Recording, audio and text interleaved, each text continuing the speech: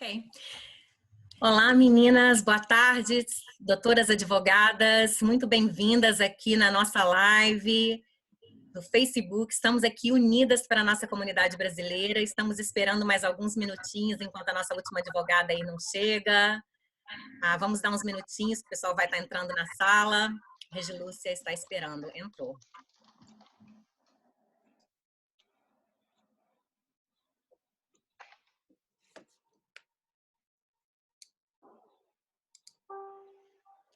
Olá, Regi, boa tarde, bem-vinda. Ok, pessoal, bem-vindos todos. Estamos aqui prontas para começar a nossa live.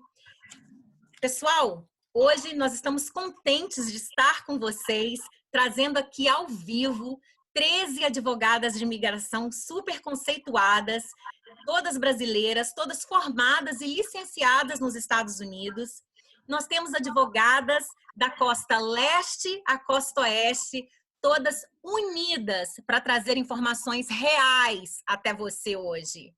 Esse realmente é um evento histórico que vai ficar marcado. Eu estou muito feliz de ter todas essas mulheres maravilhas, esse Dream Team brasileiro, essas mulheres super competentes, aqui hoje unidas em prol da nossa comunidade.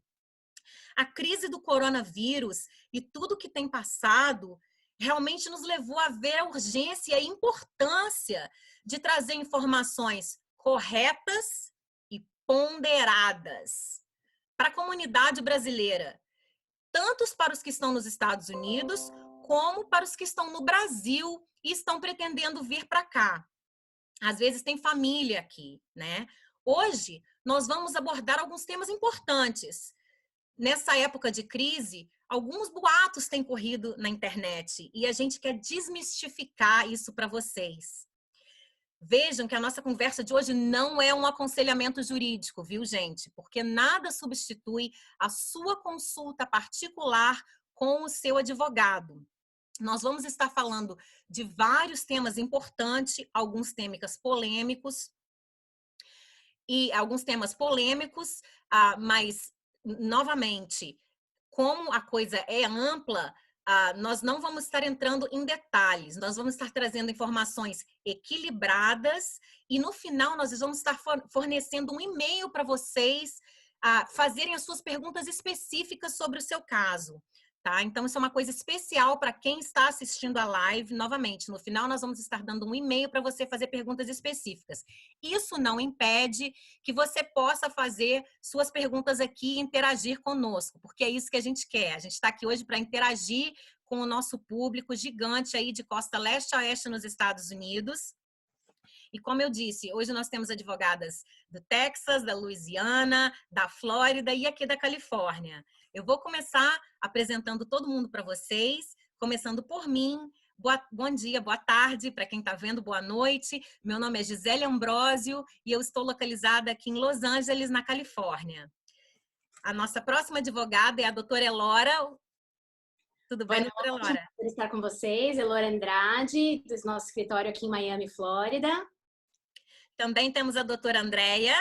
Estou aqui junto com a Elora, sou a Andréia Canona, aqui também de Miami. Nós temos a doutora Renata. Oi, gente, aqui é Renata Castro, meu escritório é aqui em Little Brasil, Pompano Beach. Nós temos a doutora Bruna. Oi, gente, tudo bem? Aqui a doutora Bruna Frota, de Houston, Texas. Nós temos a doutora Juliana. Boa noite, boa tarde, bom dia. Eu sou Juliana Enlamado, eu pratico em Miami, Flórida. Nós temos a doutora Jamile. Oi, pessoal, tudo bem? Eu sou a doutora Jamile Moraes Pedicer, meu escritório está localizado em Coral Springs, Flórida. Nós temos a doutora Izzy. Olá, gente, meu nome é Izzy Pinho e eu sou dona do escritório Pinho Law, localizado em Orlando, Flórida. Nós temos a doutora Karen. Oi, pessoal, meu nome é Karen Risse, eu sou advogada de imigração aqui em San Diego. Obrigada por estarem nos assistindo. Nós temos a doutora Natália. Olá, pessoal, boa noite todo mundo. Eu sou a Natália Rocha Jackson, aqui de Baton Rouge, Louisiana. Nós temos a doutora Flávia. Olá, pessoal. Sou a doutora Flávia Santos Lloyd, aqui de Irvine, na Califórnia.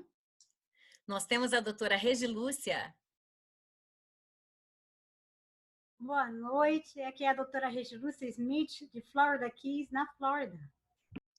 E para terminar o nosso super time de Mulheres Maravilhas, a doutora Luciana. Olá, Luciana Fischer, de Miami, Flórida. Gente, então só para explicar para vocês, a live vai ser no seguinte formato. Nós vamos falar das perguntas mais frequentes que todas nós temos recebido como advogadas. E são as perguntas mais frequentes e, às vezes, mais polêmicas.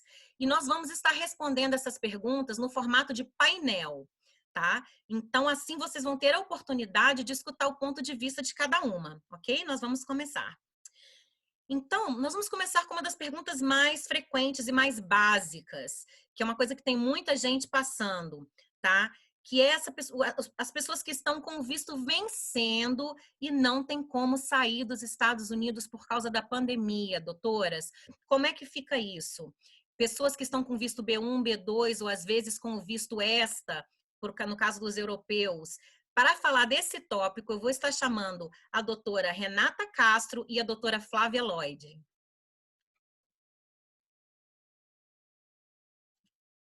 Então, gente, nessa questão de indivíduos que estão nos Estados Unidos, que entraram com o ESTA, que não é um visto, é uma permissão de entrada, geralmente não é possível, em circunstâncias normais, não é possível solicitar uma extensão.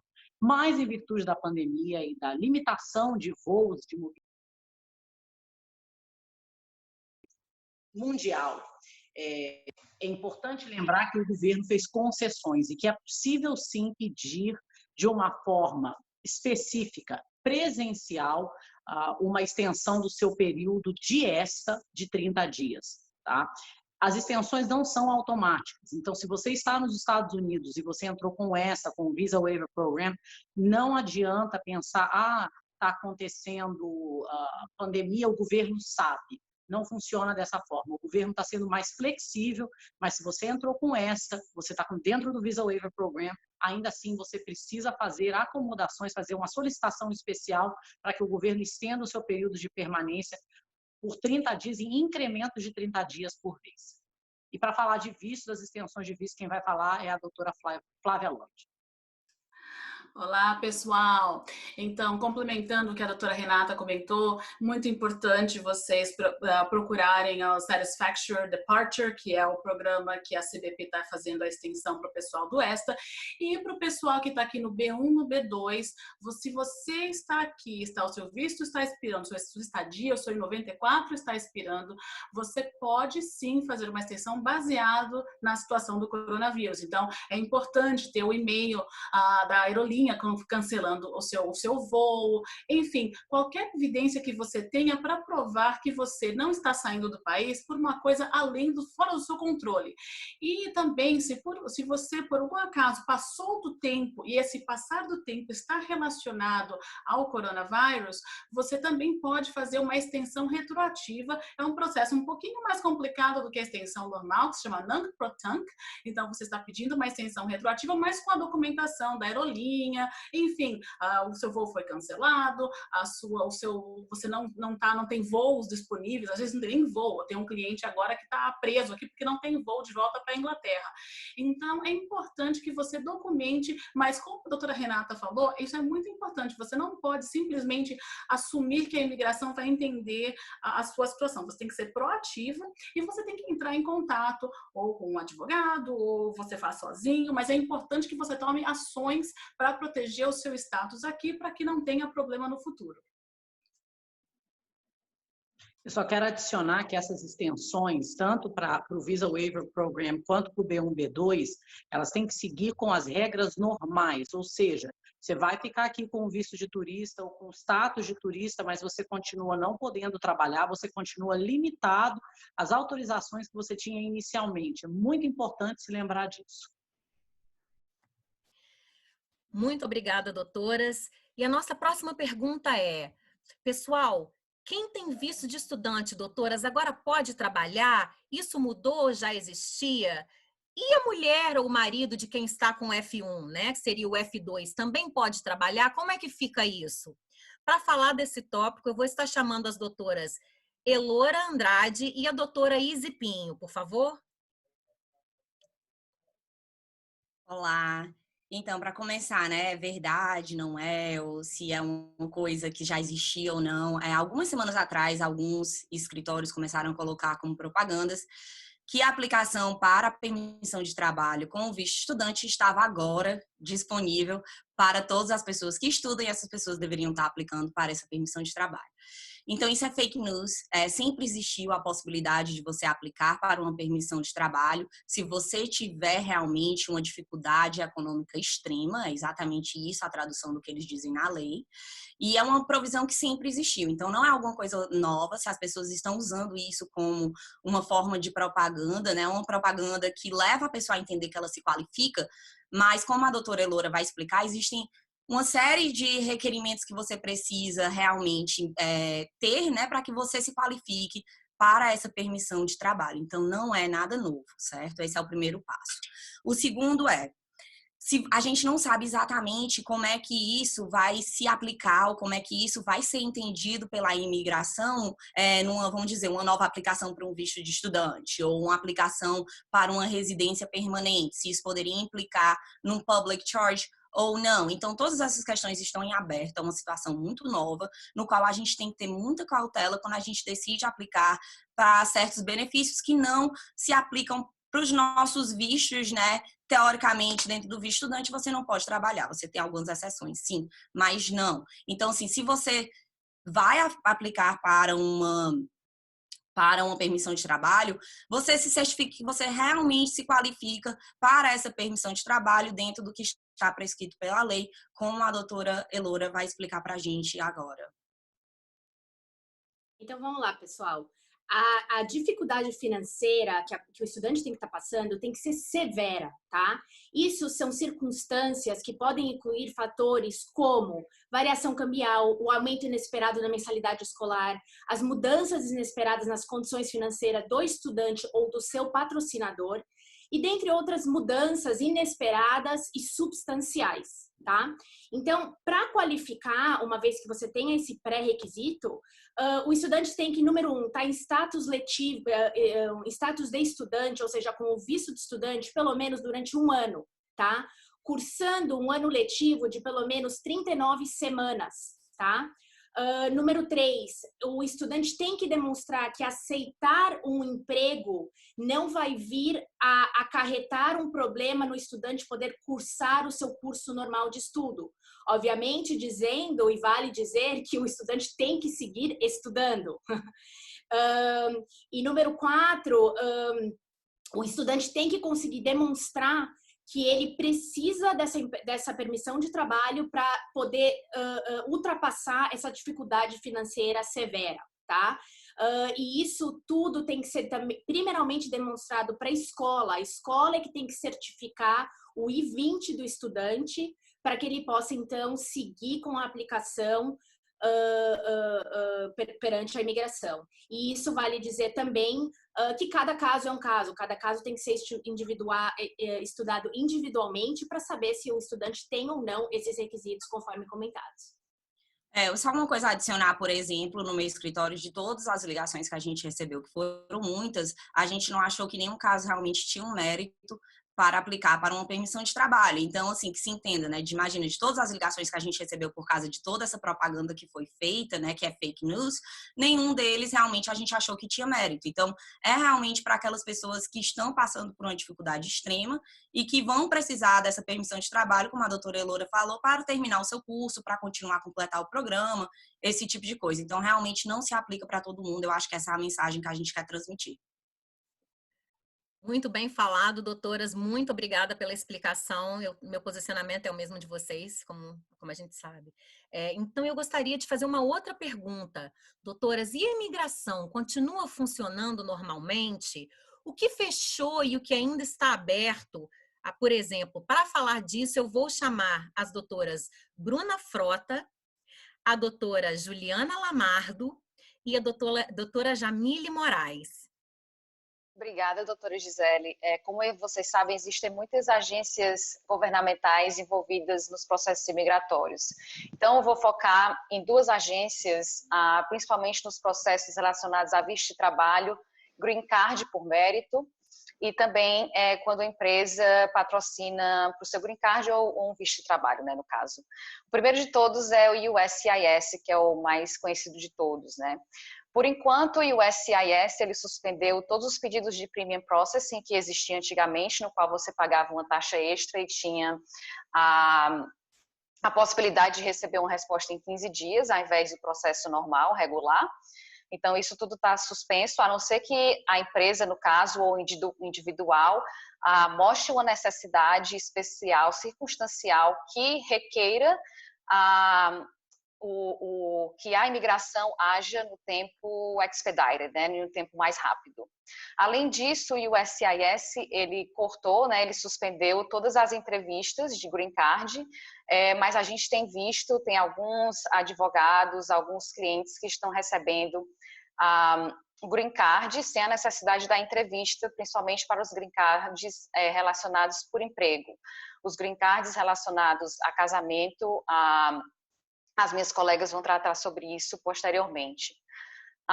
E com relação ao Departamento do Trabalho, que é a agência governamental que monitora os processos de Labor Certification, que é um dos etapas do processo de Green Card, tanto do EB2 para o EB3, continua funcionando normal, então eles estão ainda revisando pedidos de Prevailing Wage e os pedidos de Labor Certification. Então, muitos dos meus clientes estão ligando, um pouco desesperados, porque teve um retrogresso no EB3 e eles querem logo ter uma resposta do Labor Certification. Então, para todo mundo ficar um pouco mais tranquilo, por enquanto as agências estão operando normalmente. Então, vou passar agora a palavra para a minha colega, a doutora Juliana, que vai cobrir mais fatores sobre o SIS e sobre o EOIR. Então, gente, a USCIS, como a doutora Bruna falou, é a entidade que está encarregada das petições familiares, das petições de negócio, as residências, as cidadanias, as impressões digital. As pessoas que têm que fazer entrevista em pessoa não vão poder ir, eles estão fechados até dia 3 de maio. Eles estão com as informações dele no website deles, uscis.gov. As cortes são diferentes.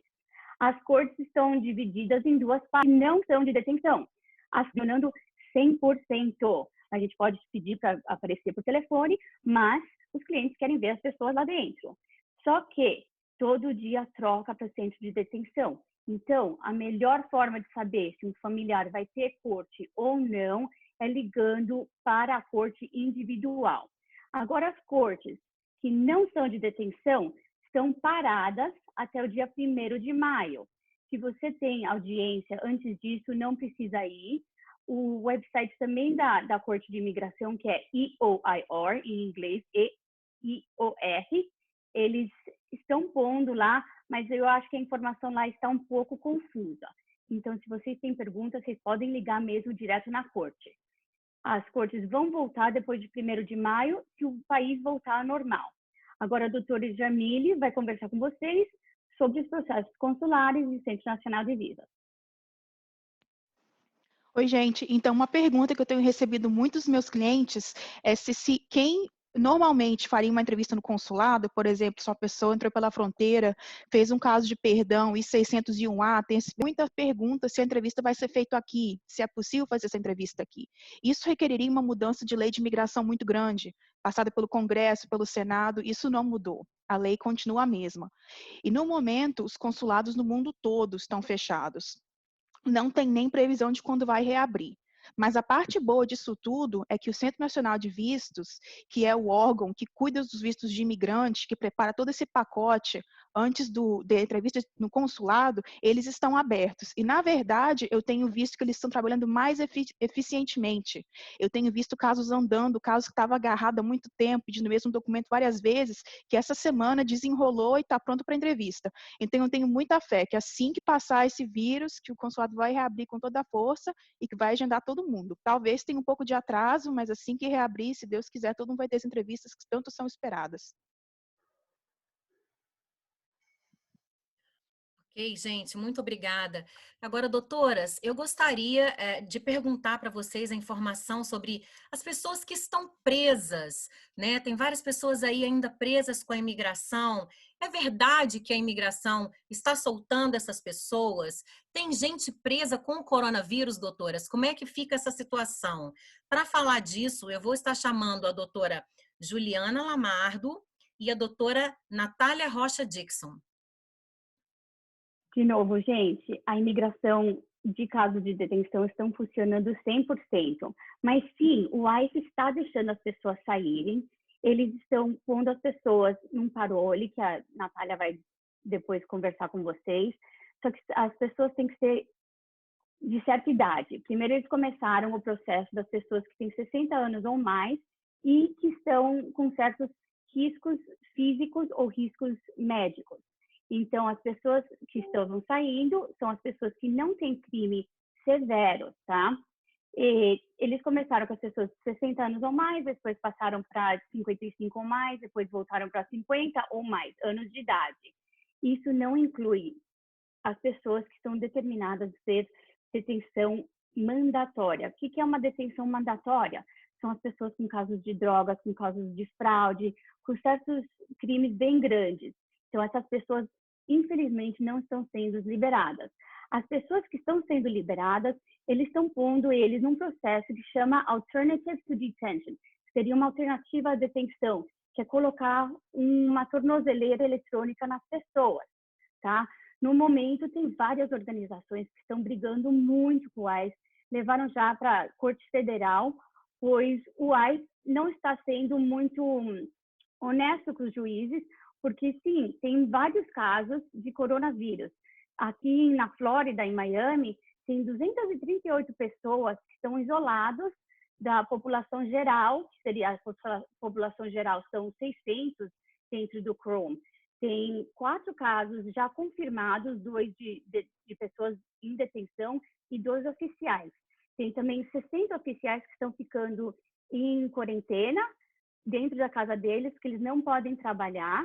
Então, tem vários casos de coronavírus. Certas pessoas não estão recebendo atenção médica, mas cada dia tem uma outra pessoa entrando com ação contra o ICE, que vai ajudar a gente bastante, porque isso vai ajudar a soltar mais pessoas. Agora, a doutora Natália Rocha Dixon vai nos dar umas dicas para como pedir a liberdade das pessoas que estão em detenção. Olá, pessoal, boa noite. Então, né, voltando aí no que a Ju já tinha dito, existem sim casos de coronavírus, né, para os imigrantes que estão detidos aqui com a imigração. Então, até hoje pela manhã, eram cerca de 91 casos de coronavírus em 25 centros de detenção pelos Estados Unidos. Aqui em Louisiana, até agora são 7 casos em 6 centros diferentes. A ICE tem sim liberado imigrantes detentos pouco a pouco, e eles têm, claro, dado preferência a certos grupos, né? Tá dando prioridade aí às pessoas que são consideradas o grupo de risco. Então, quem entra nesse grupo de risco? Até agora, de acordo com o memorando da ICE, são detentas grávidas ou que tiveram um bebê nas últimas 2 semanas, detentos com mais de 60 anos, detentos de qualquer idade, com doenças crônicas que comprometem o sistema imune, doenças sanguíneas, doenças renais crônicas, doenças que comprometem o sistema imune, detentos que estão fazendo tratamento de químio ou radioterapia, detentos que recebam ou que já receberam doação de órgãos de medula ou que tomam remédios imunossupressores, detentos que tenham doenças do sistema endócrino, do sistema metabólico, que tenham problemas de coração, também doenças de pulmão, neurológicas e, claro que nesse grupo aí, né, podemos citar alguns exemplos que seria, no caso, asma crônica, diabetes, hipertensão, efizema, marca-passo, arritmia, câncer, etc. Lembrando que cada caso aí deve ser analisado individualmente pela ICE e que as particularidades de cada caso têm que ser tomadas em consideração. Dependendo da situação da pessoa detida aqui nos Estados Unidos, a soltura pela ICE aí pode ser feita de diversas maneiras. E lembrando que isso é só pela ICE, não é pela Corte de Imigração. Pode ser feita, então, por fiança com a ICE, pode ser feito também por parole, que são para os que se apresentaram no porto de entrada e atendem os requisitos de parole, sejam com caso corrente ou com apelação. Release on your own recognizance, que é o vulgo saída baixo palavra, para as pessoas que entraram da forma ilegal, né, chamam aí de cai-cai, ou os que têm o caso pendente na imigração ou em fase de apelação, ou também o famoso OSUP, que é a ordem de supervisão.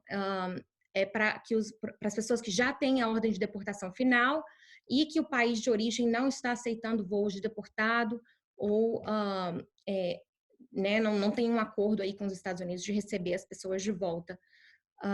E claro, obviamente que se você tem um parente detido pela imigração, né, a gente aconselha aí que vocês busquem um advogado de imigração licenciado para analisar a situação do seu ente querido e verificar aí se a pessoa qualifica para soltura humanitária. Muito bem, doutoras, muito obrigada pelas palavras. Agora nós vamos falar de um tema muito polêmico e uma coisa nova e exciting até para a gente, né? Porque saíram coisas novas aí nessa área por esses dias. Nós vamos falar para os profissionais da área médica, né? E para falar desse assunto especial, eu vou chamar a doutora Karen Hitch, a doutora Andrea Canona e a nossa convidada especial, a doutora Adriana Viana da Brassel Viana. Oi, doutora Adriana, bem-vinda. A senhora é nossa convidada especial aqui hoje para falar sobre esse tema e sobre as coisas novas que apareceram na área. Então, nós vamos começar com a doutora Karen Hitch. Oi, pessoal. Então, esse é um assunto que todas nós recebemos muitos e-mails, contatos, realmente querendo saber sobre a notícia de que agora tem visto para profissionais da área médica, ok? Na área de saúde. O que acontece é o seguinte, não existe nada especial, não existe nada de novo. O que está acontecendo é que os consulados estão fechados, como foi mencionado, os consulados estão fechados para entrevistas no Brasil e nos países estrangeiros. Só que, para os profissionais de saúde que têm já os seus processos aprovados aqui nos Estados Unidos, seja o processo de imigrante, que é o que pode vir a dar o green card, ou o processo de não imigrante, que entra aí o H1, o J1, O1, entre outros, você aí vai poder fazer entrevista no consulado. Eles vão abrir sessão e abrir o consulado para fazer entrevista e emitir o visto para vocês. Porém, se você não aplicou ainda, se você não tem o visto aprovado ainda, não está esperando, você infelizmente vai ter que continuar esperando. Não vai ter nada especial e urgente para as pessoas que estão ou esperando o resultado, a resposta, ou que ainda não aplicaram. Então, realmente, isso foi uma fake news que se espalhou por aí, que pessoas tentaram até se aproveitar disso, mas realmente é muito importante vocês entenderem que isso é para pessoas com o visto já aprovado, ok? Então, ou pessoas que já estão aqui, por exemplo, com o visto J1 e que precisam que esses vistos sejam estendidos por mais tempo. Então, somente essas pessoas que vão realmente conseguir tirar proveito dessa exceção onde os Estados Unidos quer profissionais de medicina e de saúde aqui por conta do coronavírus. Para explicar um pouquinho melhor sobre os tipos de caso, eu vou passar para a Andrea Canona e ela vai depois passar para a Adriana Viana. Muito obrigada. Obrigada, Karen. Então, é isso mesmo. Acho que as ligações choveram para todas nós, né? Com um novo visto para os médicos. Tinha médico querendo vir com visto de turista, já começar a trabalhar. Então, infelizmente, não é bem assim, né? Por enquanto, não. Até que o Congresso faça leis novas. Mas o Congresso não fez nenhuma lei nova ainda.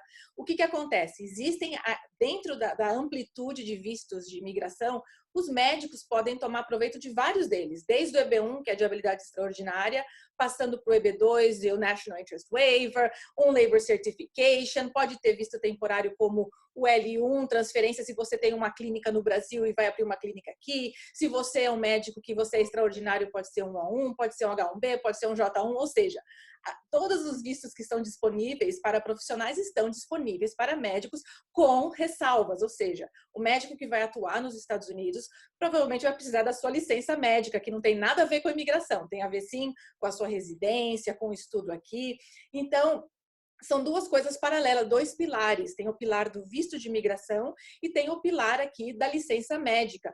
O que a gente está começando a ver, e eu estou muito feliz que a Adriana está aqui, que ela vai falar um pouquinho disso, é a questão do afrouxamento da parte da licença médica em alguns estados.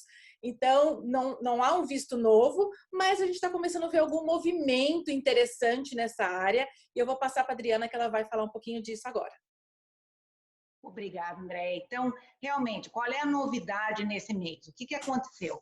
Alguns estados, como New Jersey, eles afrouxaram a lei. Aqui, tanto para advogado, para médicos, o regulamento, quem diz o que você precisa para ter uma licença para atuar como médico é estadual. É como se fosse um conselho regional de medicina dizendo quem pode e quem não pode atuar. E o que aconteceu hoje em dia? New Jersey, que está precisando de médicos, eles deram uma abertura. Então, você não precisa, de repente, fazer as 3 provas do USMLE, que todo mundo conhece, né? Os médicos geralmente são mais familiares, que você tem que voltar a estudar, revalidar diploma, e você pode, com 5 anos ou mais de experiência, depois da faculdade de medicina, ter uma licença temporária. É bem importante que vocês saibam que em New Jersey é temporária. Nova York tem outra regra, Utah tem outra regra. Então, o médico às vezes fala, eu quero continuar atuando aqui. Tem vários caminhos, depende muito do visto, depende da qualificação de cada um, e cada caso tem que ser analisado um a um. Não tem uma regra geral que todo mundo consegue entrar. É um por um. Obrigada.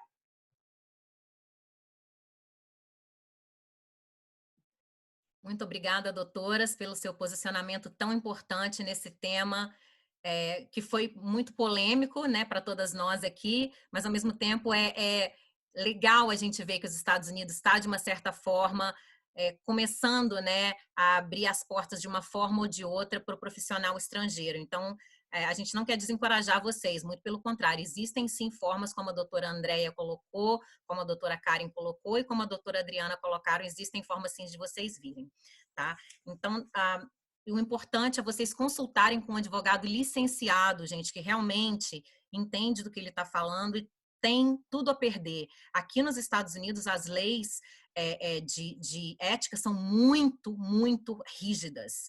Nada parecido, infelizmente, com o que a gente vê em outros lugares. Mas aqui é muito rígido, então a gente tem tudo a perder. O advogado aqui tem tudo a perder. Por isso é importante você consultar com um advogado, ok?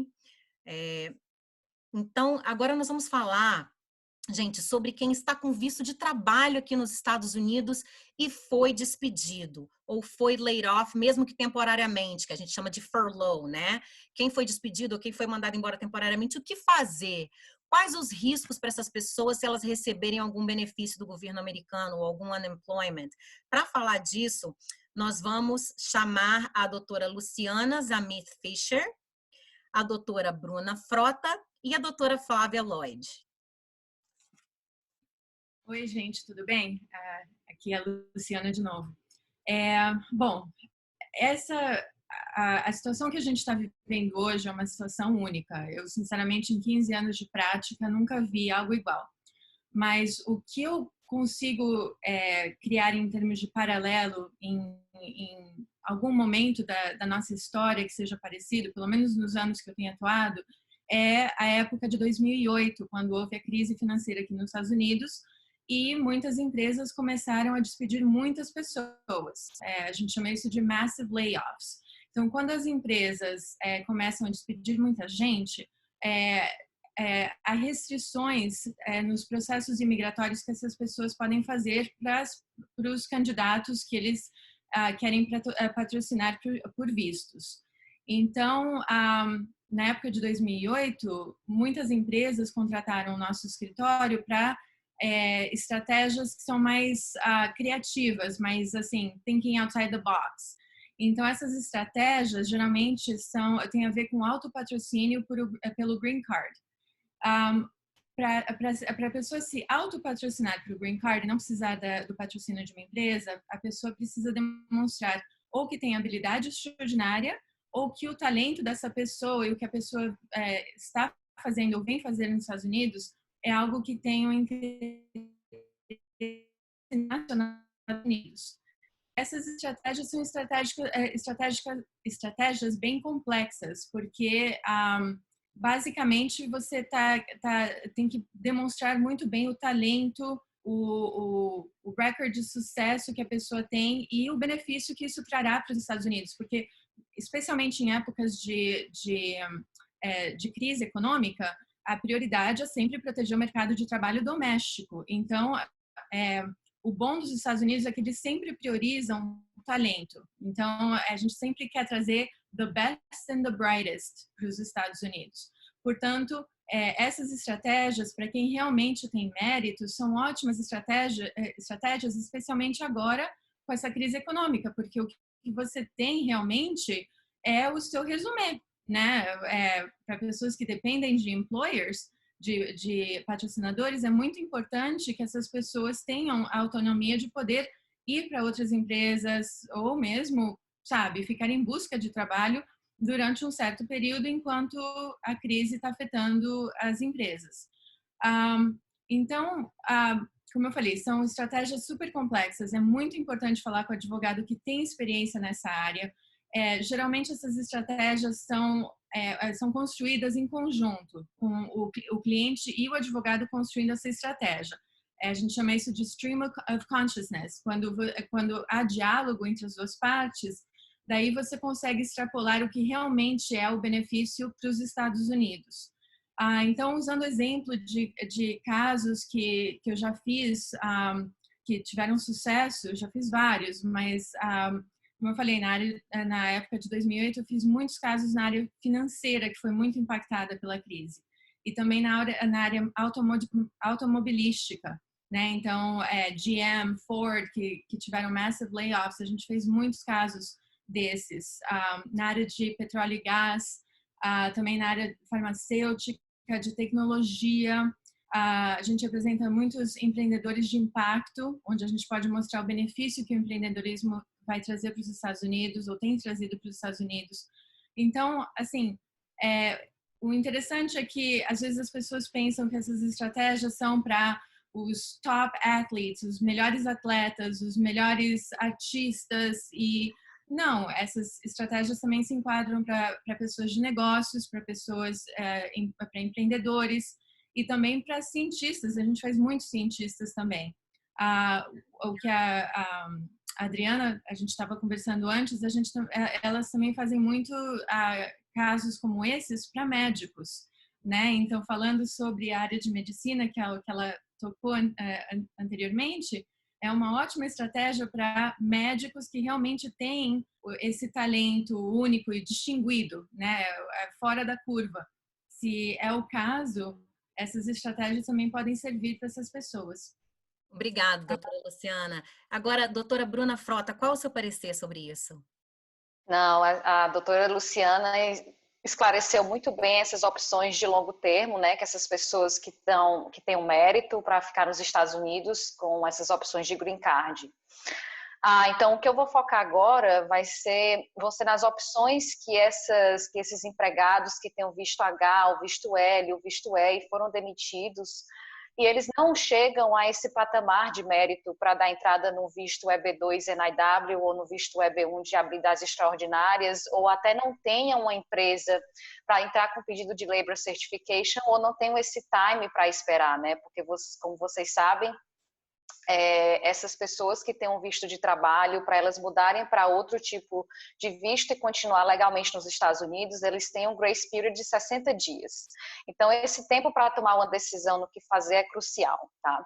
Então, o que é mais comum para essas pessoas que estão com visto de trabalho e perdem, né, esse trabalho, tem um laid-off, tem um furlough, e não tem mais essa habilidade de voltar para o emprego, porque a empresa, por exemplo, faz o withdrawal da petição junto com o USCIS, eles podem, por exemplo, dar entrada numa mudança de status para um visto de estudante. Né? O que as pessoas têm que estar muito conscientes agora é que as escolas estão demorando para emitir o I-20, né, que é um documento essencial para a mudança de status para o F1. Mas o F1, que é o visto de estudante, é uma opção. Outra opção é o visto de turista, né? Você vai ficar, você tem que wrap up o seu fins aqui nos Estados Unidos para ir embora e os 60 dias não é suficiente. Ou então você tem uma segunda empresa que queira aplicar para um visto de trabalho para você. Se você tem uma segunda cidadania que não seja brasileira, você é canadense, você é australiano, existem opções de vistos de trabalho que o brasileiro não qualifica, né? Então, isso é muito importante. Planejamento dentro dos 60 dias no que fazer. Outra coisa muito importante, quando existem esses layoffs e você está no processo de Labor Certification, junto com o Departamento do Trabalho, e quando você dá entrada no pedido do Green Card com Labor Certification, essa companhia está dando entrada para uma posição futura permanente, né? Então, mesmo que você perca o trabalho agora, eles podem continuar o processo de Green Card para você receber essa posição no futuro. Então, algo que vai ser considerado se existir layoff dentro do seu departamento em alguma ocupação que seja relacionada com o pedido de green card, a empresa vai ter que esclarecer, vai ter que, no caso, disclose para o Departamento do Trabalho, né? E eles vão ter que oferecer essa mesma posição para o americano que perdeu o emprego para a posição que ele esteja oferecendo. Então, isso é um fator que muitas empresas levam em consideração e vai ser muito impactante para as pessoas. Só para fechar, eu sei que o nosso tempo tá fechando, mas só para pincelar, eu sei que a Izzy, a Renata e a Jamila, elas vão explicar mais em detalhes, mas quem foi layoff, eu tenho muito pedido de perguntas se eles podem receber o Stimulus Check ou o Unemployment Insurance, né? O Stimulus Check é aquele cheque de $1.200, né, de até $1.200 em 2 pagamentos. Você tem que receber até um valor específico, existe um cap para isso, você tem que ser considerado residente fiscal, você tem que ser um americano ou residente e você tem que ter o número de seguro social. E o Unemployment Insurance é algo muito delicado para ser pedido, porque quando você pede o Unemployment Insurance, você assina um pedido under penalty of perjury, que você, em alguns estados, que você tem que mostrar habilidade de trabalhar. Então, se você perde o emprego e você não tem um visto ou não tem uma permissão de trabalho ou um EAD, isso não vai ser suficiente para você se manter e mostrar que você qualifica para continuar o trabalho. Então, tomar muito cuidado com isso. Ok. Ok, nós terminamos esse tópico. Então, a doutora Flávia Lloyd vai falar alguma coisa? Então, vamos lá, para fazer um segue aqui com o que a Bruna e a Luciana comentaram, é importante também pensar no pessoal que tem o seu próprio negócio aqui com o visto E2. Sim, o visto E2 não existe para os brasileiros, né? Eu faço E2 para brasileiro italiano, brasileiro espanhol, não brasileiro português, que não tem. A gente não tem tratado bilateral, nem eles. Mas, uma das perguntas que eu estou recebendo dos nossos clientes que têm E2, os nossos brasileiros, italianos, etc., é o seguinte: ok, Flávia, eu ouvi essa pergunta sobre o Payroll Protection Program e eu gostaria de saber se eu qualifico. Tendo um negócio com o visto E2, certo, que é um visto de investimento, eu posso receber esse estímulo, né, que é um pacote que o governo está fazendo para proteger os trabalhos dos empregados. Então, o empregador recebe um empréstimo com um juro bem baixo, o Small Business Administration, que está monitorando esse programa, e a pessoa vai ter, o objetivo desse programa é que o empregador não mande os empregados embora. E se você não está fechado nesse momento, é uma pergunta super válida. Essa é uma pergunta de $1 milhão, porque, na verdade, o pacote de estímulo, o E2, a pessoa que tem o E2 pode aplicar, mas aí tem a questão imigratória, né? Então, sim, a resposta curta é sim, você pode aplicar, porém, as duas perguntas que são subsequentes são: isso vai afetar a minha renovação do visto no futuro? E número 2, isso vai afetar o meu caso no sentido de marginality and substantiality, porque são coisas que a gente tem que manter quando a gente tem o visto E2. Eu não vou entrar na parte técnica, mas isso é muito importante. Então, a resposta é, como a doutora Luciana comentou, a doutora Bruna comentou, nós estamos numa situação totalmente nova. certo? Então, não sabemos, mas temos que ter cuidado em documentar que essa situação, esse empréstimo é uma coisa temporária. Eu sei que eu estou passando um pouquinho do tempo, mas só para finalizar aqui, é uma coisa temporária e sim, não sabemos o que vai acontecer no futuro na hora de renovar o seu visto E no consulado, o que o oficial vai olhar esse empréstimo como? Que você vai ter tendência a aplicar benefícios públicos no futuro, que o seu negócio é marginal em relação à parte financeira, enfim, estamos num território não navegado, mas a resposta curta é sim, se você tem menos de 500 empregados, se você entra dentro da qualificação do PPP, você pode aplicar para o empréstimo para o seu visto E2. Desculpa, passei do tempo. Muito bem dito, doutoras. Muito obrigada pelo posicionamento de vocês. Agora eu gostaria de saber um pouquinho mais sobre isso. A ajuda do governo americano, gente, como funciona? Porque tem mais dúvidas sobre esse tópico muito polêmico. Nós temos mais para falar sobre isso para vocês, tá? Porque todo mundo quer saber, e aí, eu posso pedir o cheque? Eu posso pedir unemployment? Eu posso pedir o estímulo?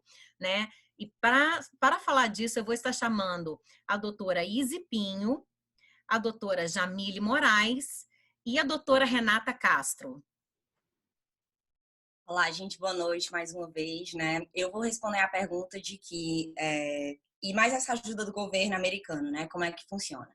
Então, devido ao Coronavirus Aid, Relief and Economic Security Act, que é mais conhecido como CARES Act, que foi promulgado, né? Eu esqueci a palavra em português agora, mil desculpas, mas agora em março de 2020, que foi exatamente para poder reverter, né, ou ajudar essa situação no qual nós, como pequenas empresas, grandes empresas, pessoas mesmo individuais, autônomos, nos encontramos, né, dentro dessa pandemia e dessa crise mundial. Então, o governo americano, né, pensando nisso, em como nos ajudar, eles passaram o CARES Act. O CARES Act, ele tem vários benefícios, né, e varia, vamos supor, de aumentar o seguro-desemprego, tanto o valor, né, quanto as pessoas que se qualificam para o seguro-desemprego, quanto relief de mortgage, de rent. Então, assim, ele é bem amplo, né? Para a gente, o mais importante, o que a gente realmente precisa pincelar hoje, é o fato de que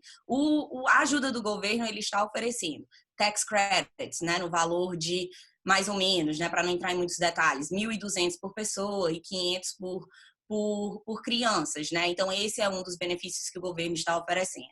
Um outro benefício que ele está oferecendo, né, é a ampliação do seguro-desemprego. Então, pessoas que são autônomas, né, ou que perderam o emprego por causa do coronavírus, ou que não podem trabalhar por causa do coronavírus, também se qualificam para o seguro-desemprego. Isso é uma expansão da ideia do seguro-desemprego e vai ajudar muitas pessoas, né? E muitos imigrantes também vão se qualificar para isso. E a doutora Renata e a doutora Jamile vão explicar um pouco mais. Um terceiro benefício, né, são os empréstimos para pequenas e grandes empresas. A maioria dos imigrantes que eu, pelo menos, tenho contato, muitas pessoas têm pequenas empresas, eles são empregadores e eles potencialmente se qualificam para o Paycheck Protection Plan, que foi falado agora, como também para outros tipos de loans, né? Por exemplo, tem o SBA Grant, tem SBA Loans, tem o Paycheck Protection Plan, tem Disasters Loans. Então, tem várias opções que estão sendo disponíveis, né, para empresas que precisam de ajuda financeira nesse momento de crise. A pergunta que eu acho que a gente vai ter que responder para vocês hoje é: como é que isso influencia a vida do imigrante, né? O imigrante que está pegando esses tipos de benefícios, eles podem pegar dentro da qualificação imigratória deles, né? Isso seria ok? Você poderia vir a ter algum problema em futuras aplicações para residência permanente ou para futuras aplicações de visto, porque você pegou esses benefícios do governo, mas esses benefícios estão disponíveis, eles qualificam para muitas pessoas. Então, o que eu posso dizer é: se informe, veja se realmente qualifica para você, se não vai lhe causar um problema e se não, esses benefícios foram realmente criados para que a gente possa se beneficiar e para que a gente possa manter uma certa normalidade durante essa crise, né? E com o que eu falei, a doutora Jamile, ela vai explicar um pouco mais sobre como é que o imigrante ele pode receber a ajuda do governo. Bom, a doutora Bruna explicou muito bem, mas eu queria deixar claro para vocês que a lei em si de public charge, a ajuda do governo não mudou. Então, eu sempre falo para as pessoas ter muito cuidado, que são as 4. Welfare, Medicaid, Food Stamps e Section 8. Se quando você estiver aplicando para algum benefício do governo, se não tiver certeza se é isso ou não, liga para o advogado que fez o seu processo, se informa. Às vezes é melhor perguntar antes e ter certeza do que aplica para algum benefício sem estar seguro se vai te prejudicar ou não, para no final do processo você não ser negado. Então é muito importante checar isso também. Como a doutora Bruna comentou, unemployment, se você tem social, se você tem permissão de trabalho, se você trabalhou, você se qualifica, na minha opinião, isso não vai vir a prejudicar o seu processo de imigração. Claro que não sabemos do futuro, como a doutora Flávia comentou, não sabemos como as leis vão estar no ano que vem, daqui a 6 meses, mas a minha opinião é que aplicar para unemployment não prejudica o seu processo. E também o stimulus check, está todo mundo perguntando se isso vai prejudicar ou não, se isso é considerado uma ajuda do governo. Como a doutora Flávia também, desculpa, a doutora Bruna comentou, isso depende muito das leis do IRS, depende de quanto você fez, se tem social ou não. Eu acho que a pessoa mais específica para responder se você realmente se qualifica ou não é o seu contador. Aí, mas se o contador falar para você que você se qualifica baseado nas leis do IRS, isso também, na minha opinião, não prejudica o seu processo de imigração. Agora, minha querida irmã, amiga do peito, tem muitas opiniões sobre os vistos de trabalho, EB5, E2, vou passar para ela aqui. Oi, gente, eu sou Renata Castro. Eu só quero falar, eu estou recebendo tanta mensagem aqui, eu não estou doente, tá? Eu sei me comportar, eu estou no meio de 12 advogadas sofisticadas, eu sou igual a prima suburbana que quando vai na casa dos ricos tem que aprender a comer de talher. Eu não estou doente, porque eu estou recebendo muita mensagem aqui, mas brincadeiras à parte, eu acho que é fantástico eu ter a oportunidade de estar falando nessa plataforma que a Gisele organizou de uma maneira muito generosa, e todas essas advogadas que coletivamente são os cérebros legais mais fantásticos dos Estados Unidos. Quando a gente fala a respeito de ter cuidado na questão de receber benefício, e muitas de nós aqui tivemos uma história imigratória difícil, a gente sabe o que é não ter dinheiro, e a gente se compadece da situação dos nossos clientes e não clientes que precisam desse dinheiro para pagar o aluguel, para fazer compra de comida, tudo isso. Mas é importante a gente lembrar que o Green Card vale muito mais do que qualquer pequeno benefício que o governo vai estender nesse momento, porque qualquer ajuda nesse momento é pequena. Então, vamos falar de quais são os problemas. A grande dificuldade que a gente tem hoje é que a gente está especulando aqui.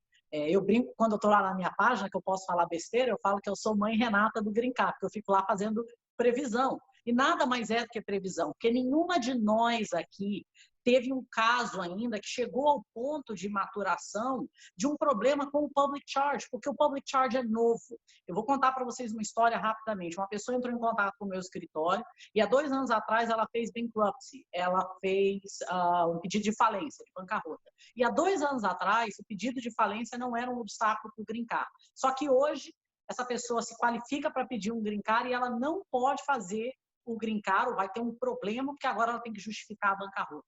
Toda ação tem uma reação, a gente precisa se precaver para o desconhecido. Então, algumas questões que a gente pode ver a curto prazo. Primeiro, quem está recebendo o processo de Green Card por casamento, por filhos, você não pode receber benefício. Mesmo que você receba, você precisa encontrar uma forma de devolver esse dinheiro ou de não solicitar esse benefício. Os empréstimos, eu não me preocupo, mas sem sombra de dúvida, qualquer doação, qualquer grant, qualquer coisa que não necessite uma devolução para o governo, é um benefício, pode trazer um problema sim. Quando a gente fala de EB5 e de E2, que são questões de investimento, existe um valor de investimento mínimo no EB5. Então, se você receber um grant, que é uma doação do governo, um incentivo, sem expectativa de devolução de pagamento, ele pode ser considerado um resgate do seu investimento mínimo. Imagina você fazer um investimento de $500 mil, mobilizar toda uma vida e por causa de um pequeno empréstimo de 20, 30, 50 mil dólares, em comparação aos 500 mil, você perder a oportunidade de receber o Green Card. E finalmente o E2, a doutora Flávia Lloyd falou maestralmente a respeito da questão de marginalidade e viabilidade do negócio. Antes de falar do empréstimo, é preciso analisar como que esse empréstimo vai impactar essa minúcia de viabilidade e marginalidade que é tão peculiar ao E2. Então, antes de fazer qualquer coisa, antes de perguntar ao açougueiro, antes de ficar perguntando para o cabeleireiro, para o consultor, para a cartomante, imagina que vocês têm hoje disponíveis os cérebros pensantes, licenciados, capacitados, advogadas, que eu não vou falar dos advogados, porque me desculpem os homens, mas as mulheres são mais capazes, mais capazes. Mas brincadeiras à parte, hoje a comunidade brasileira conta com um grupo de advogadas licenciadas e advogados cada vez maior. A nossa comunidade há 10, 15, 20 anos atrás não contava com isso. Pecar por falta de informação hoje é inaceitável. A gente precisa, como comunidade, proteger os nossos direitos imigratórios agora mais do que nunca. Então, antes de receber qualquer coisa, não façam nenhuma decisão de receber benefício financeiro sem antes conversar com a sua advogada de imigração. Doutora Renata falou e disse muito bem, aí ó, nós estamos batendo palma, e é isso mesmo, gente, sempre pensar no seu green card acima de tudo, sempre pensar lá na frente, né? A gente não pode estar vendo aqui só a árvore, a gente tem que olhar para a floresta, né? E ainda nesse tópico, eu gostaria de perguntar às doutoras, o cidadão americano que mora no Brasil ou em outro país, tá? Pode receber o benefício do CARES Act?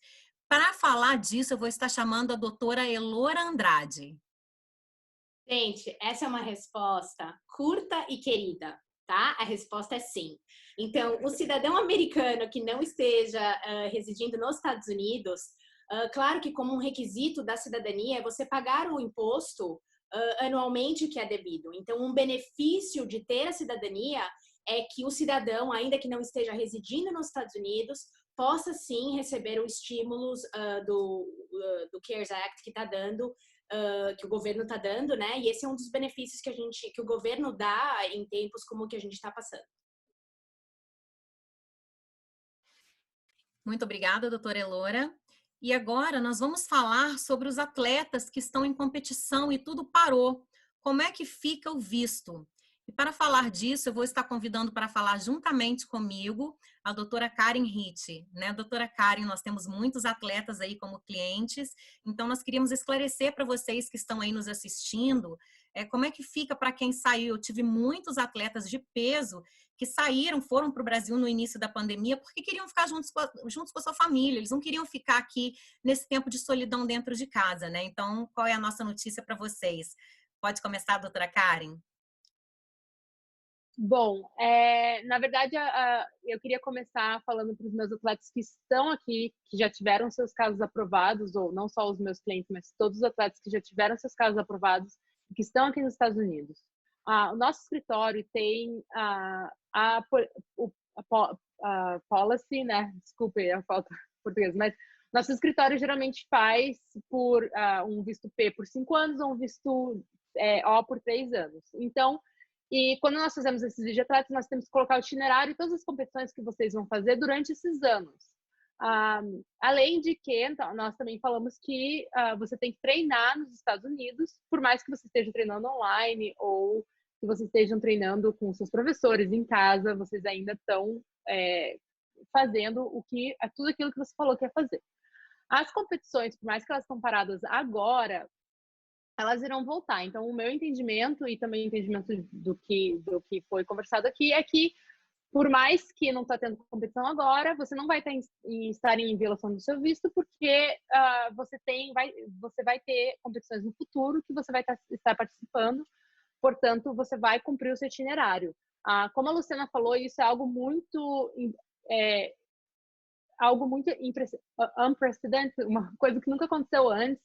A gente de comum acordo que são circunstâncias diferentes que nós estamos lidando agora, mas realmente, se você está aqui nos Estados Unidos, se você já tem o visto ou você já aplicou para o visto, o seu itinerário está para o futuro e vai ser considerado os campeonatos no futuro. Agora a Gisele vai falar sobre os atletas que estão no Brasil. Isso é um pouquinho diferente sobre o que eu falei. Exato, gente, porque, como eu falei no começo, vários atletas saíram dos Estados Unidos para ficar com as suas famílias nos seus respectivos países, né? Nós fazemos aí atletas do mundo inteiro, eu dei o Brasil como exemplo aí para os nossos queridos brasileiros que estão nos assistindo em português, nossos grandes atletas de peso, tá aí o meu grande abraço, meu carinho especial por vocês. Agora, quem saiu dos Estados Unidos, gente, e não tem green card, possivelmente não vai conseguir voltar. Tá? Novamente, a não ser que você seja cidadão já dos Estados Unidos, que você tenha green card ou que você tenha um membro da família imediato aqui, né? Que já tenha green card ou seja cidadão. Seu pai, sua mãe, até irmão agora está contando para você voltar, conseguir estar com a sua família. Mas, novamente, se você simplesmente tem o seu visto e saiu durante a pandemia, você vai ter que esperar a pandemia passar, você vai ter que esperar o Trump levantar essa suspensão de entrada nos Estados Unidos para você poder retornar. Tá? Mas isso não vai afetar o seu visto, porque, novamente, são coisas unprecedentes, como a doutora Karen falou, nós nunca tivemos isso antes, e eu acredito que a imigração vai ser vai estar perdoando esse tipo de ausência dos Estados Unidos, que é uma coisa que ninguém escolheu, tá? Então, nós acreditamos que vocês estejam protegidos nesse sentido. Agora, nós vamos estar falando de uma outra polêmica que surgiu durante a pandemia, uma coisa muito séria, não é um assunto leve, mas que deve ser falado, como eu fiz aqui uma live outro dia, especificamente sobre isso, gente, que é a violência doméstica. Né? Aumentou muito no mundo inteiro. Aqui em Los Angeles teve um aumento de 3 a 4 vezes o que era antes. Até por isso eu convidei um policial de Los Angeles para estar aí na linha com a gente, ele está assistindo, para vocês saberem que a polícia está do lado da vítima, ao contrário do que diz o abusador. Gente, a lei está do seu lado, a polícia está do seu lado. Não tenha medo, não sofra sozinha, ou sozinho, ou como criança, ou como velho. A lei protege quem está sofrendo violência, independente do seu status imigratório. Não tenha medo de ligar para a polícia, tá? Como eu falei, nós temos aqui um policial de Los Angeles assistindo para responder as perguntas de vocês no chat para quem precisar, e para me dar um apoio nesse tópico, eu vou estar chamando a doutora Natália Rocha Dixon e a doutora Regilúcia Smith. Olá, pessoal, boa noite. Bom, já que eu fiquei com um assunto pesado aí, vamos, né, ver isso, enxergar isso aí de uma forma positiva e de uma forma a buscar uma solução para esse problema. Infelizmente, né, com o estresse aí, o convívio em um ambiente restrito, vários episódios de violência doméstica têm acontecido, mas felizmente existe aí o remédio legal da VAWA, né, a sigla aí é Violence Against Women Act, que, embora signifique que seja a lei de proteção de violência contra a mulher, essa medida protetiva também se aplica aos homens. Então, a lei oferece a proteção a esses indivíduos que são vítimas de violência física, psicológica ou sexual, né? São essas vítimas de violência ou crueldade extrema. E nesse caso, essas vítimas quem são essas vítimas? Né? Quem se qualifica como vítima e que pode, né, aí, ter a vantagem de buscar um VAWA? As vítimas podem ser esposo ou esposa de cidadão americano ou de residentes permanentes, que são as pessoas que têm green card. Também podem ser filhos de cidadão americanos ou de residentes permanentes, os que têm green card. Também podem ser pais de cidadãos americanos, ok? Nessa categoria não se encaixa pais de residentes permanentes, ok? Então, recapitulando aqui, as vítimas são esposo e esposa de cidadão americano e de residente permanente, filhos de cidadãos americanos ou de residentes permanentes, ou pais de cidadãos americanos. E a agressão, a violência, a crueldade extrema, ela tem que ser praticada por essas pessoas. Então, quem são os agressores nesse caso? Os agressores são esposo ou esposa, que seja cidadão americano ou residente permanente, que seja pai ou mãe de cidadão americano ou de residente permanente, filho ou filha que seja cidadão americano. Então, esses agressores, recapitulando, esposo ou esposa de cidadão ou residente permanente, pai ou mãe que seja cidadão ou residente permanente, ou filho ou filha que seja cidadão americano. E lembrando, claro que, no caso de violência doméstica, existem várias nuances aí relacionadas, né, com esses casos de violência. Muitas vezes a vítima talvez nem perceba que seja vítima de violência doméstica, então é sempre muito importante, ao consultar um advogado ou buscar a polícia, né, que você narre os fatos de uma maneira bem clara, que os fatos estejam aí narrados de uma maneira bem específica, né? Os casos de VAL, eles têm um âmbito de proteção bem expansivo, eles protegem as vítimas de violência doméstica independentemente do seu status imigratório, ou seja, se você tem papel ou se é sem papel, não importa, te protege de qualquer maneira. E também perdoam certos crimes. Então, assim, é um fator aí importante ressaltar que você não precisa ter papel para poder pedir o VAWA. Mesmo se você esteja aqui indocumentado, você tem direito a pedir o VAWA.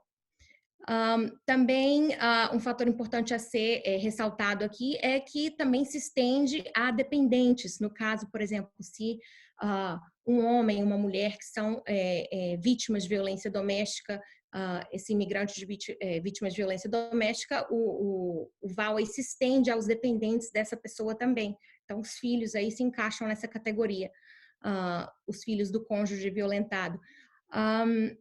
Também, no caso, e lembrando, obviamente, também que no caso de cônjuge, né, que é a violência aí entre as pessoas que são casadas, elas têm que ser casadas legalmente, ok? Então, precisa ser casado no clerk of court, precisa ser casado na corte, ou por um pastor, ou por uma pessoa um padre, ou uma pessoa que seja qualificada para celebrar esse casamento. Minhas últimas considerações aí no caso. O processo de VAWA é um processo sigiloso, ou seja, o seu agressor não vai saber que você entrou com um processo de VAWA contra ele ou contra ela. É completamente sigiloso. A imigração não entra em contato com o seu agressor para confirmar se realmente houve essa agressão. Se você é vítima de violência doméstica, seja homem, seja mulher, independentemente de orientação sexual, é muito importante que, se você se sentir ameaçado, você chame a polícia. Aqui nos Estados Unidos, o número é 911. Todo mundo sempre brinca, call 911, 911. Por favor, não se sintam aí intimidados, liguem para a polícia, ok? Existe também uma linha nacional de contato imediato, né, que é a famosa hotline de combate à violência doméstica, e o número é 1-800-799-7233. Para quem não pegou aí, pode buscar no Google, ou então eu repito aí, 1-800-799-7233. E, mais uma vez aí, reiterando, a VAWA se aplica para violência que se aplica para violência entre cônjuges, ela requer que a vítima imigrante seja legalmente casada com o cônjuge agressor. Mas existe, para aqueles que não são casados legalmente e são vítimas de violência doméstica, uma alternativa também chamada de visto U. E para falar aí sobre o visto U e o visto T, eu vou passar aí a palavra para minha amiga e colega de trabalho, para Regi. Boa noite, doutora Regi Lúcia, aqui com vocês. Antes de entrar na outra opção, que é o Visa U e o Visa T, eu queria complementar o que a doutora Natália acabou de explicar para vocês. Quando nós ouvimos sobre violência doméstica, a primeira coisa que vem à nossa cabeça é a agressão física contra a mulher. Porém, quando falamos sobre VAWA e seus benefícios imigratórios, nós nos referimos à violência doméstica, que assume diversas formas de abuso, que levam a um nível de extrema crueldade. Ou seja, a violência não é somente física, mas também é um abuso mental, psicológico, emocional, econômico, e que pode ser cometida não só contra a mulher, mas também contra o homem, a criança ou idosos. Bom, geralmente a agressão física acontece entre quatro paredes, quando ninguém vê, sem testemunha, dentro do âmbito familiar, e às vezes a agressão física nem deixa marca. Vamos ser sinceros. Mas essas circunstâncias não impedem da vítima aplicar para o VAWA. Embora você não chame a polícia, tá? Por medo, por repressão, ou por nervoso, ou por que seja. tá? Os abusos ou a agressão física não acontecem do dia para a noite. Acontece de forma gradual, principalmente nesse momento de confinamento pandêmico do coronavírus. E isso é uma situação já reconhecida pelas Nações Unidas há uma semana atrás. O objetivo do agressor é de controlar, manipular a sua vítima, porque ele ou ela acredita que o abuso é aceitável, justificado ou improvável de ser reportado. E para finalizar com o VAWA, o imigrante que qualifica para o VAWA tem a opção de não viver subjugado por seu abusador. A doutora Gisele falou, a polícia está do seu lado, o governo, nesse ponto, está do seu lado. O abusador, que por ser americano, cidadão americano ou residente, usa do seu privilégio para impor medo de deportação sobre a sua vítima. O imigrante, mesmo indocumentado, ele tem a opção de contactar as autoridades legais e pedir proteção, sabendo que um benefício migratório de forma de VAWA, o qual ele poderá peticionar de acordo com a lei. Agora, indo para outra opção, que é o U-Visa, deixo de violência doméstica e comparação ao VAWA, é o seguinte: se o agressor não for cidadão residente, ou o imigrante sem status poderá qualificar para o Visa U. Não importa se a pessoa que cometeu o crime tinha status de imigração nos Estados Unidos ou seu nível de vínculo familiar, como no VAWA requer o casamento legal. O vínculo familiar doméstico íntimo, tá? O agressor poderia ser brasileiro ou um imigrante sem status de qualquer outra nacionalidade. Poderia até ser namorado. Esse é o Visa U. E o Visa U não aplica somente para vítimas de violência doméstica, tá? E nesse ponto é um crime. É aonde requer você chamar as autoridades legais e pedir ajuda. Esse visto foi criado pelo Congresso americano no ano de 2000 e é uma lei humanitária em prol dos imigrantes que foram vítimas de certos crimes nos Estados Unidos, e esse crime, e é uma lista limitada de crimes, tá? Que sofreram abuso considerável, quer seja físico ou mental, e que foram úteis em uma investigação ou processo criminal.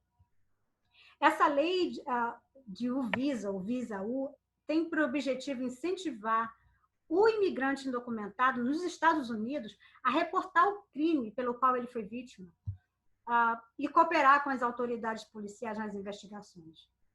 Na verdade, essa legislação tem como ajudar o governo a deter o criminoso de usar a falta de um status legal de imigração para cometer seus crimes. Dito isso, eu quero enfatizar que o Visa U não é um direito, como o VAWA não é um direito, tá? É um benefício disponível em forma de petição, pelo qual o imigrante tem que cumprir algumas exigências legais. Quanto à lista de crimes de U-Visa, inclui violência doméstica, crimes violentos, sexuais, a obstrução da justiça, fraude na contratação de mão de obra estrangeira e por escravidão.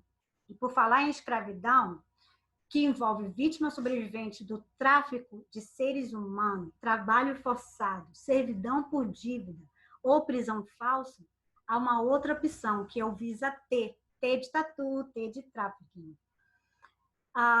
Somente certos tipos de crime qualificam a vítima para aplicar para o Visa U ou T, mas os vistos T e U incluem o crime qualificado de tráfico humano. O imigrante com T ou o Visa aprovado vai poder ajustar seu status e se tornar um residente legal.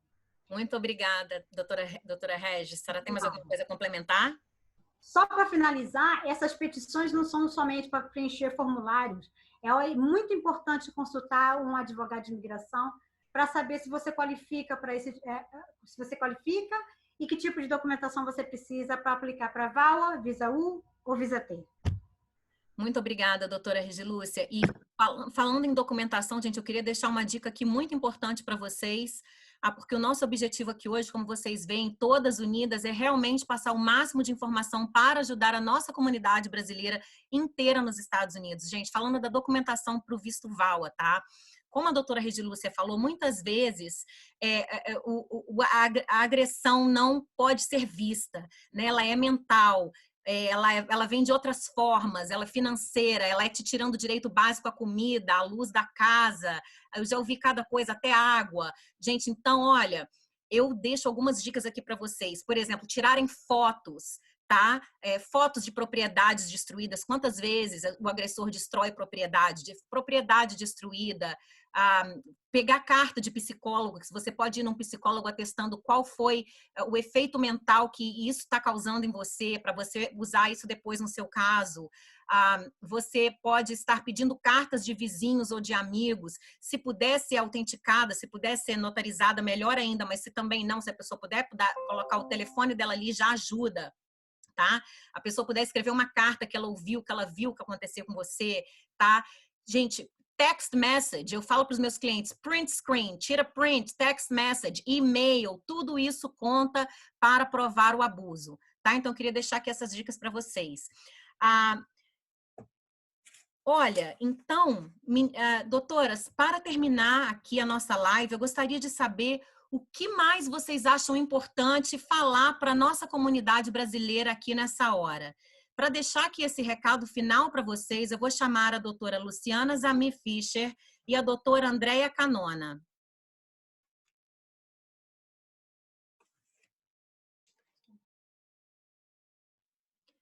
Doutora Luciana, o seu microfone está mute. Oi, tá me escutando? Ok. Bom, eu queria deixar um último pensamento, que é o que a gente tem visto, todas nós. Uma das razões que a gente resolveu fazer esse live Todas Unidas, que é a questão de muitos notários, paralegais, consultores, pessoas que não são licenciadas em praticar leis de imigração, que têm falado coisas para as pessoas que não são verdades. E quando os casos chegam na gente, os casos já estão tão danificados que às vezes não é nem possível consertar. Muitas vezes não é possível consertar. Pessoas que vêm com visto de turista pensando que o caso deles é garantido e quando é negado a pessoa se encontra aqui legalmente, já com a família toda aqui, sem ter discutido a estratégia com um advogado que por ter um código de ética, teria que ter dito para a pessoa os riscos do caso, o que a pessoa realmente estava entrando quando resolveu fazer esse tipo de processo. Então, isso é muito importante. Eu falei, quando eu estava falando sobre layoffs, eu falei, olha, eu sento com todos os meus clientes e a gente juntos criamos uma estratégia.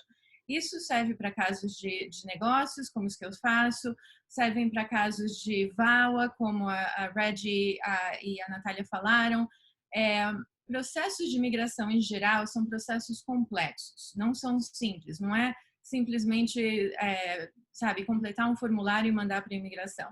Há muita estratégia envolvida, muita discussão com o cliente que precisa acontecer, e isso tem que ser feito com um advogado. Há uma razão que advogados são sujeitos a esse código de ética.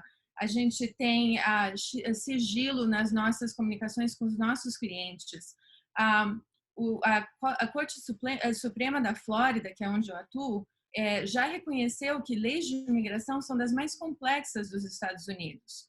Então, é muito importante que os clientes sentem com um advogado, com uma pessoa licenciada, para entender realmente o que é a lei.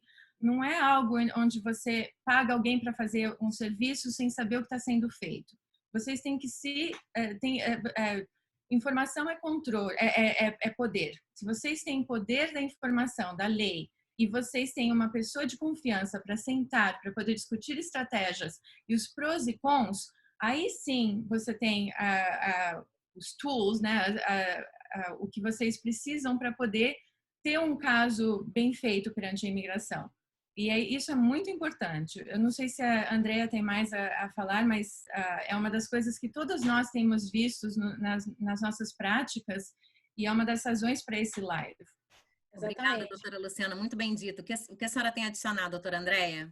Não, é exatamente isso. Eu acho que nas épocas que há crises, né, aparecem tanto os amigos como os aproveitadores, né? Os amigos com boas intenções, mas muitas vezes maus conselhos, né? E os aproveitadores querendo realmente se aproveitar da situação.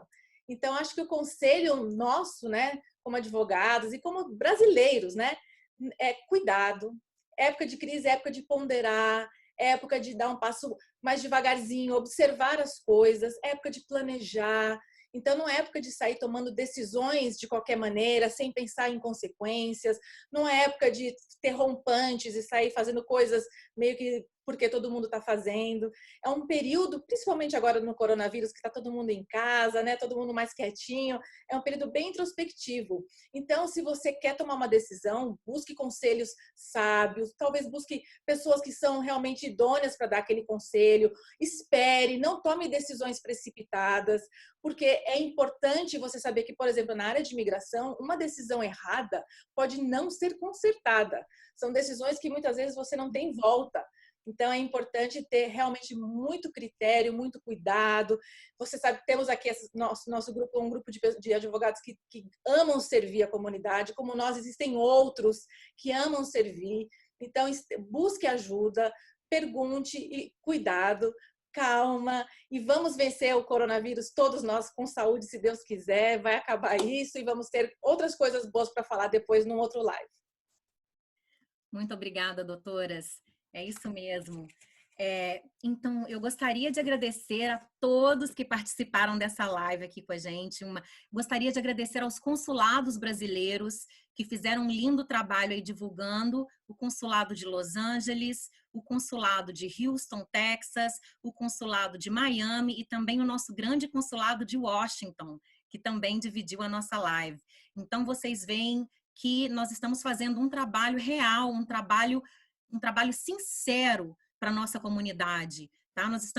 Todas nós aqui tiramos nosso tempo para vir aqui informar vocês da verdade, porque, gente, sim, existe a possibilidade de vir para cá e é para isso que nós estamos aqui. Nós estamos aqui para tornar o seu sonho realidade, mas tornar o seu sonho realidade da forma correta. Olha, lembrem bem daquele ditado, quando a esmola é demais, o santo desconfia, e tem mesmo que desconfiar, né? Porque se fosse tão fácil assim, todo mundo já estaria aqui na terra do Tio Sam. Nós estamos aqui para tornar o seu sonho realidade da forma correta e de uma forma duradoura, porque você tem que pensar no seu futuro. Como eu disse, não olha só a floresta, gente, não é só agora. Olha para a floresta, não é só a árvore, não é só para aquela arvorezinha, você tem que olhar para a floresta inteira. Pensa no seu futuro. Nós estamos aqui para garantir que o seu futuro nos Estados Unidos seja duradouro, tá? Eu espero que todos vocês tenham gostado e as informações que nós deixamos aqui, com certeza vocês vão ter muitas dúvidas depois disso, vão surgir perguntas, né? E para isso, nós criamos um e-mail para receber feedback de vocês, para receber perguntas, sugestões até para a nossa próxima live. Nós vamos usar essas perguntas para fazer uma próxima live. Hoje foi apenas uma pequena sementinha que foi plantada. Nós estamos unidas, mais unidas do que nunca, essas mulheres maravilhosas unidas pela comunidade brasileira. E eu vou estar deixando aqui nos comentários para vocês o nosso e-mail, que é livedasadvogadas@gmail.com. Tá? Eu vou estar digitando aqui agora no Facebook, Live das Advogadas